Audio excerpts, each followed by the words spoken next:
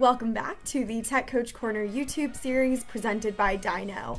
I'm Tiara Lustig, your host, and today we have Derek McCoy back on the show to talk about the importance of building relationships and how to build relationships as a leader in K-12 education, specifically as a K-12 principal. Derek has some great tips for building relationships and great insight into the importance of relationships, so it's a great conversation. Before we jump in, as always, don't forget to subscribe to Dyknow's YouTube channel so you never miss an episode or any of our event recordings, and don't forget to follow us on all of our social media channels. We're on Facebook, Instagram, LinkedIn, Twitter, YouTube, wherever you are, we are there as well. Go ahead and follow us. We have some great new content coming out on there that we can't wait to share with you, and we would love to engage with you as well. I think that's all I have to plug today, so let's jump into our conversation with Derek. Welcome back to Tech Coach Corner, everyone. Today I am joined by Derek McCoy. Derek was a guest on our Tackling Tech podcast recently, and I wanted to discuss some of the topics he talked about a little more in depth on the show. Derek, would you mind giving a brief introduction to yourself before we jump into the topic? Absolutely, and thank you for connecting with me again, Tiara. My name is Derek McCoy. I'm a middle school principal in Asheboro City Schools, North Carolina. This is my 10th year as a principal. The author of The Revolution, It's Time to Power Change in Our Schools, and I'm a 2014 National Digital Principal of the Year. Awesome. Well, I am excited to have you on the show today. One of the things you talked about, and I know that you're really passionate about, is change in K-12 education.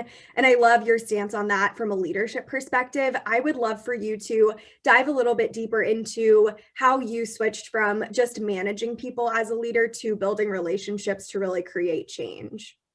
Absolutely. And I know this is going to be something that we eventually get into a little bit deeper later on, but a lot of this, my notions of what the principalship was and dispelling some of those misperceptions came about from my time building up my professional learning network, my PLN.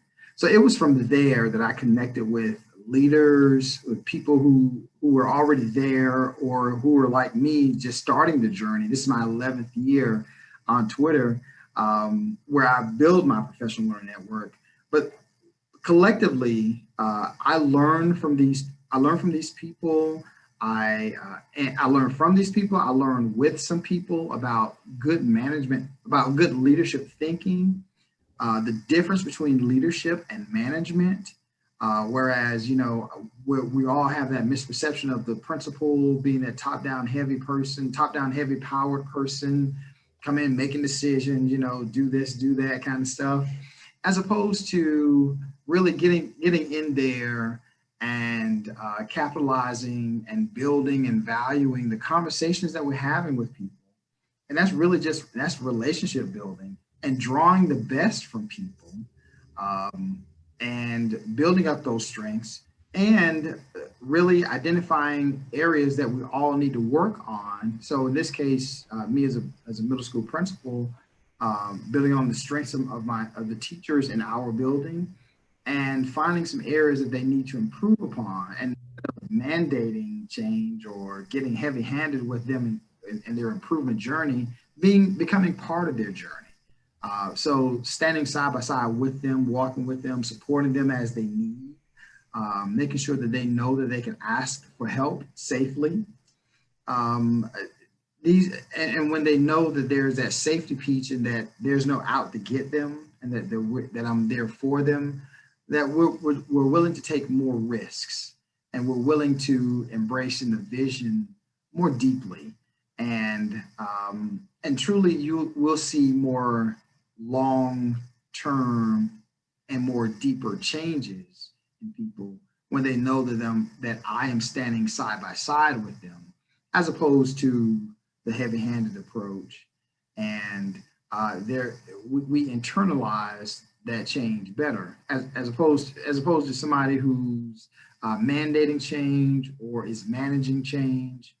And we're just more apt or more likely to put on a show, or when they come around, they know what hats to put on to put up that facade, instead of internalizing and wanting to make those changes and wanting to be more about the vision and mission that we're setting for the school. So when I started my PLN, it made me reflect on the leaders that I had before, and really some realizations like, yeah, they were more leaders than managers, or at least in those roles or in those aspects. So it's a critical and important distinction, particularly as we are all trying to make more learner-centered schools instead of the adult-driven schools that we normally associate with, or that we think of. Excuse me. Definitely. I think being beside your people that you lead and not necessarily above them, and guiding them to change is one of the most effective ways. And I think building relationships during this time of remote learning is so critical. What's one quick tip that you could give people, leaders like yourself, to build strong relationships during this kind of remote time when we're not all together? Oh man, yeah. So we have to rethink a lot about what we're doing these days, don't we? So I know you asked for one, but I give you let me please give you a couple. Of course. And one is just a favorite, and I never thought about it. So we have to obviously we screen everyone as they come into our school building, right? So I make a point to screen all of our teachers every day. And it's not just taking temperatures and asking 3 questions about their health and safety. After we do the screening, we have a quick word, or I follow up, or get a laugh, or do something, or just have a quick conversation, a quick word about something that is a follow up from the day or the weeks before. Just using that as an opportunity to just really connect with people. Those small connections make a huge difference. And they often plant a seed or set the stage for a future conversation down the road. So rethinking that instead of a duty, but now it's an opportunity to build a conversation.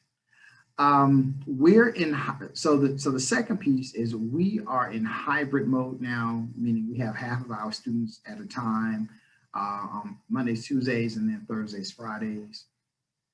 So while we're at half capacity, I am making a more deliberate attempt. No, I'm just being more deliberate into getting into classrooms. So I'm in classrooms every day anyway, but now I'm just looking at things a whole lot more in depth. And those are the coaching conversations that I'm having with teachers now about what I'm seeing. Are we getting the results that we want? Are you truly, are you getting the results you want? And if not, what can I do to help? We can't just be stuck in a mode of we're going to do this to get by. Let's use this as an opportunity to try some new things, or to push some thinking, to see some things that we can do differently now that we can build upon later on when we eventually get out of this. So everything is an opportunity for a conversation. And I really want and need them to see and know that this is not evaluative by any means. This is really about growth and opportunity, and seizing an opportunity to take some risk or to try some things different. We do have our minimal expectations that we need to meet, but we can happily meet those expectations and have those growth conversations as well. That's great advice. I think finding that opportunity for a conversation rather than making that kind of a requirement is a great way to look at it. Derek, I know you share some great information on Twitter and on other channels. Where can people find you who are watching who might want to learn some more from you? So the Twitter is my go-to. Like I said, this is my 11th year on Twitter. And I was sharing this with my leadership team literally 2 hours ago. I'm a different educator, definitely a different principal, but a different educator, a different man maybe, because of my professional learning network on Twitter. So if you want to find me on Twitter, hit me up there. I definitely get back. I am at McCoy Derek. on Twitter. My website is mccoyderek.com, and that's McCoyderek. And you can find me on LinkedIn as well. I'm also on Facebook. But in terms of connecting, in terms of growing and resources, we're all in this together. So reach out to me and we'll do what we can do. Awesome. Well, we will link all of that below in the video description so people can directly engage with you and hopefully join your PLN to expand theirs. Thank you so much, Derek, for being with us today. Thank you for having me, and have a blessed day. You too.